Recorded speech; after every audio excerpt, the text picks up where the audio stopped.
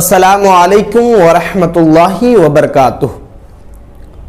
میرے پیارے اسلامی بھائیوں، جیسا کہ آپ سب کو معلوم ہے کہ یہ مہینہ رمضان المبارک کا مہینہ ہے اور بہت ہی متبرک اور بہت ہی پیارا مہینہ ہے۔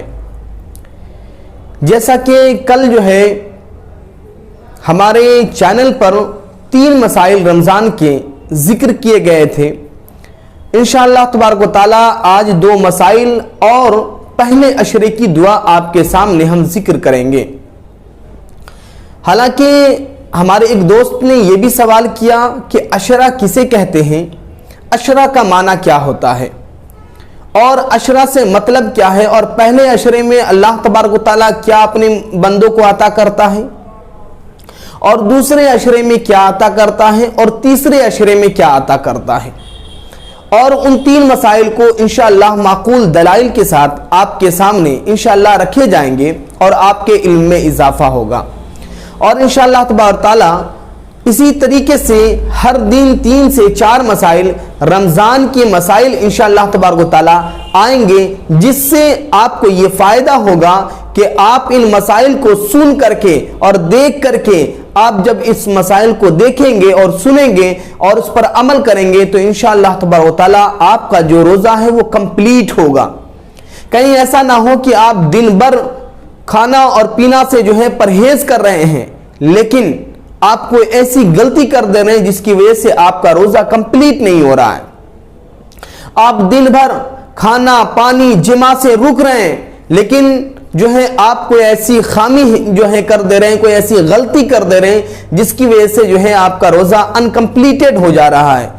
تو آج انشاءاللہ تبارک تعالی 3 ایسے مسائل بتائیں گے، آپ اس پر عمل کریں گے، انشاءاللہ تبارک تعالی آپ کے روزے کمپلیٹ ہوں گے اور ہر دن جو ہے انشاءاللہ اسی طریقے سے 3 سے 4 مسائل آتے رہیں گے۔ لہٰذا آپ سے چھوٹی سی گزارش ہے کہ آپ اس چینل کو ضرور سبسکرائب کریں اور ثواب کی نیت سے اس ویڈیو کو شیئر کریں۔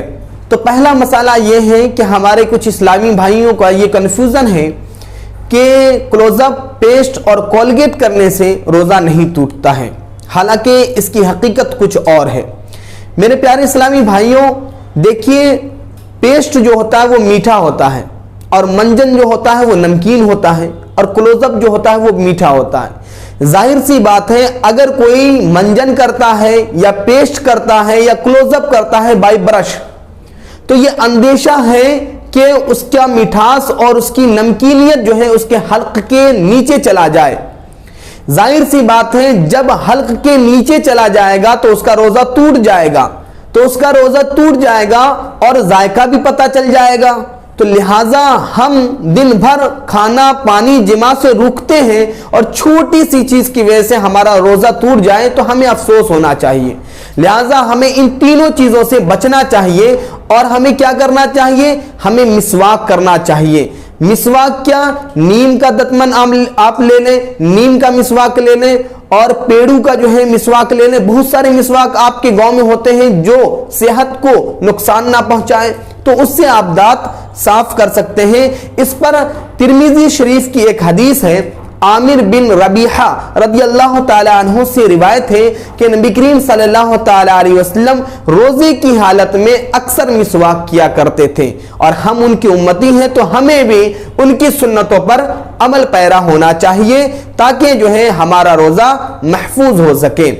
پھر اس کے بعد دوسرا مسئلہ یہ ہے کہ ہمارے پاس ایک بھائی نے سوال کیا کہ حضرت ہم کسی وجہ سے جو ہے تراویح نہیں پڑھ پا رہے ہیں تو کیا ہم تراویح نہیں پڑھیں گے تو ہمارا روزہ نہیں ہوگا؟ تو میں یہ کنفیوژن دور کرتا چلوں، کچھ ہمارے اسلامی بھائی ہوتے ہیں جو کہ دن بھر جاب کرتے ہیں، اپنے ماں باپ کا حقوق پورا کرتے ہیں، اپنے والدین کا حقوق پورا کرتے ہیں، اپنی بیوی بال بچے کا حقوق پورا کرتے ہیں اور تھک مر کر کے آتے ہیں اور وہ اتنے لاغر اور کمزور ہوتے ہیں کہ ان کے اندر یہ استطاعت نہیں ہوتی کہ وہ جو ہے تراویح پڑھ سکیں اور کھڑے ہو سکیں پڑھ سکیں۔ تو اب وہ کسی وجہ سے کسی عذر شرعی کی وجہ سے وہ تراویح نہیں پڑھ پا رہے ہیں تو اس کا مطلب یہ نہیں کہ اس کا روزہ نہیں ہوگا۔ دیکھیے تراویح جو ہے یہ سنت مؤکدہ ہے اور روزہ جو ہے یہ انسان پر فرض ہے۔ اگر کوئی انسان سنت مؤکدہ کو چھوڑ دیتا ہے تو ایسا نہیں کہ وہ جو ہے فرض کو بھی چھوڑ دے۔ بھائی صاحب اگر آپ سنت مؤکدہ نہیں کر رہے ہیں تو آپ فرض تو کرو، کیونکہ روزہ آپ پر فرض ہے۔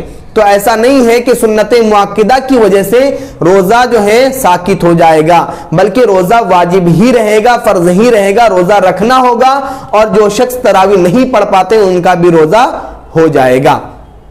پھر اس کے بعد اب تیسری بات کیا ہے کہ جیسا کہ میں نے آپ کو بتایا تھا کہ لاسٹ میں آپ کو عشرہ کا مطلب سمجھائیں گے۔ ہمارے کچھ اسلامی بھائی عشرہ کا مطلب نہیں سمجھتے، عشرہ کسے کہتے ہیں؟ دیکھیں عشرہ کہتے ہیں انگلش میں 10 کو، مطلب ایک روزے سے لے کر کے 10 روزے تک کو پہلا عشرہ کہتے ہیں، اور 11 سے 20 تک کو دوسرا عشرہ کہتے ہیں، اور پھر اس کے بعد 21 سے 30 تک کو تیسرا عشرہ کہتے ہیں۔ پہلے عشرے میں اللہ تبارک و تعالی جو ہے اپنے بندوں پہ بے پناہ رحمت عطا فرماتا ہے، اس لیے کہ یہ پہلا عشرہ جو ہے یہ رحمت والا عشرہ ہے۔ اور اس عشرے میں کون سی دعا پڑھی جاتی ہے جس سے اللہ تبارک و تعالیٰ آپ کے گھروں پر بے پناہ رحمت عطا فرمائے، وہ دعا بھی آپ کو بتائیں گے، لہٰذا اس ویڈیو میں لاسٹ تک بنے رہیں۔ اور دوسرا عشرہ جو ہے یہ مغفرت والا ہے۔ اللہ تبارک و تعالیٰ ہمارے گناہوں کو، ہم گنہگار، سیاہکار، خطاکار، بدکاروں کی گناہوں کو معاف فرماتا ہے، بخشش فرماتا ہے۔ تو دوسرا عشرہ جو ہے یہ مغفرت والا عشرہ ہے۔ اور تیسرا عشرہ جو ہے یہ جہنم سے آزادی کا عشرہ ہے، مطلب اللہ تبارک و تعالیٰ گنہگاروں کو جو ہے اس عشرے میں جہنم سے آزاد فرماتا ہے۔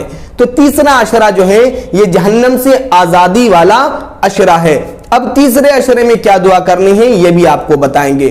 تو پہلے عشرے میں آپ کو یہ دعا کرنی ہے رب اغفر وارحم وانت خیر الراحمین۔ اس طریقے سے آپ اس دعا کو اکثر جو ہے پڑھا کریں، انشاءاللہ تبارک و تعالیٰ پروردگار جو ہے آپ کے گھروں پر، آپ پر جو ہے بے پناہ رحمت عطا فرمائے گا۔ پھر اس کے بعد دوسرے عشرے میں آپ کو یہ دعا پڑھنی ہے استغفر اللہ ربی من کل ذنب واتوب الیہ۔ پھر اس کے بعد آپ کو تیسرے عشرے میں جو ہے جہنم سے آزادی والے عشرے میں آپ کو یہ دعا پڑھنی ہے اللہم انکا تحب العفو فاعف عنی۔ اسکرین پر بھی یہ دعا آ رہی ہے، اگر آپ کو جو ہے یاد نہیں ہو رہا ہے تو آپ اسے لکھ کر کے یاد کر لیں، اور اس عشرے میں ان تینوں عشرے میں ان تینوں دعاؤں کو پڑھیں، انشاءاللہ تبارک تعالیٰ پروردگار بے پناہ رحمت و برکت عطا فرمائے گا۔